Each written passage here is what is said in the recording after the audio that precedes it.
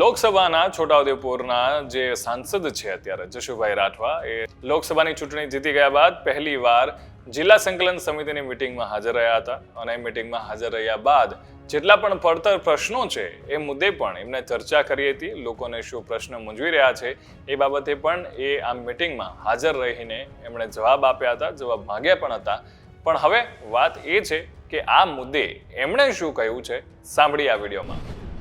છોટાઉદેપુર જિલ્લા સેવા સદન કચેરી ખાતે આ વિસ્તારના લોકસભાના સભ્ય તરીકે લોકોએ જ્યારે મારા ઉપર વિશ્વાસ મૂકીને પ્રતિનિધિત્વ આપ્યું છે ત્યારે લોકસભાના સભ્ય તરીકે હું પ્રથમ વખત જિલ્લા સંકલન બેઠકમાં ઉપસ્થિત રહ્યો અને આ બેઠકની અંદર માન્ય કલેક્ટરશ્રી અને માન્ય જિલ્લા પંચાયતના પ્રમુખશ્રી, માન્ય ધારાસભ્યશ્રીઓ અને વિવિધ વિભાગના અધિકારીઓ ઉપસ્થિત રહ્યા અને આ વિસ્તારના વિકાસ માટે થઈને અનેકવિધ પ્રશ્નોની રજૂઆત કરવામાં આવી અને આ વિસ્તારને વેગવંતુ બનાવવા, વિકાસને વેગવંતુ બનાવવા માટે અમે સૌ સાથે મળીને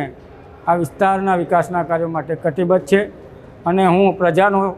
સેવક છું અને પ્રજાની સેવા માટે તત્પર છું।